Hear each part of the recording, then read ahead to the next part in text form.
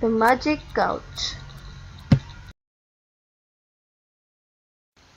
The Seine flowed past his house without a ripple on its surface and gleaming in the bright morning sunlight.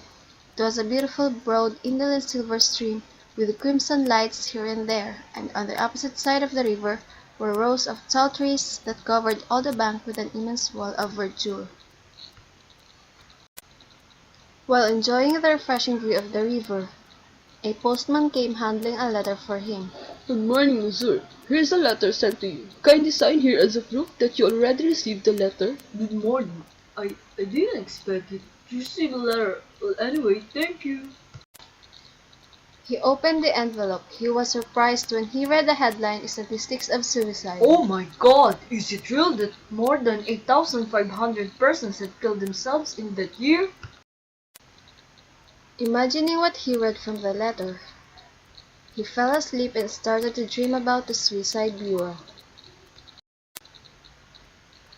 He walked about the streets, looking at the houses, the theaters, the public buildings, and presently found himself in a square where he remarked a large building, very handsome, dainty, and attractive. He was in a beautiful city. It was in Paris. He is surprised on reading on the facade this inscription in letters of gold. Suicide Bureau? He approached the building and entered out of curiosity. One of the men rose and asked, What does monsieur wish? I wish to know what building it is. The man led him to the office of the secretary of the bureau.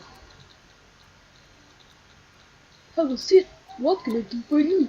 Monsieur, pardon my curiosity. I wanted to know what was going on here. Monsieur, you're put to death in a cleanly and gentle way. The conversation started. It is his opportunity to voice out all his curiosities about the building. How did you get that idea? Monsieur, the number of suicides increased so enormously. People kill themselves everywhere. Hence, it became necessary to centralize suicides. What caused the suicidal epidemic? I do not know. The fact is, I believe the world's growing old. People begin to see things clearly and they're getting disgruntled. Will you inform me how you carry on this establishment?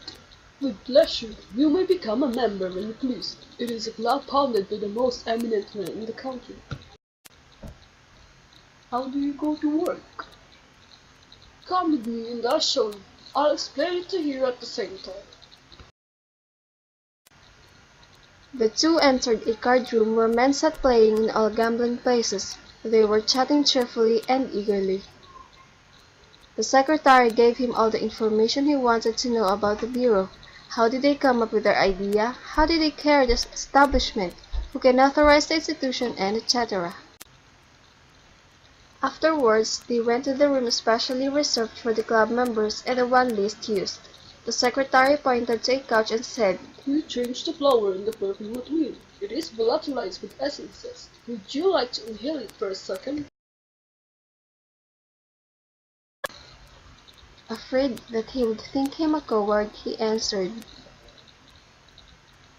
Well, I'll try it. Stretch yourself out on the abdomen. A little uneasy, he seated himself on the low couch. He opened his mouth in order to breathe in. He looked as if he were almost caught.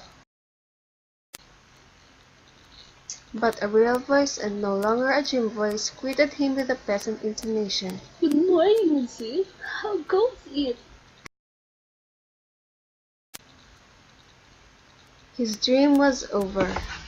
He saw the scene distinctly in the sunlight, and coming along a path, he replied, Good morning, Mario. Where are you going? Well, I'm going to look at the drowned man who they fished up near the Morillions. Another who has thrown himself into the soup. He even took off his trousers in order to tie his legs together with them. The End. Created using Powtoon.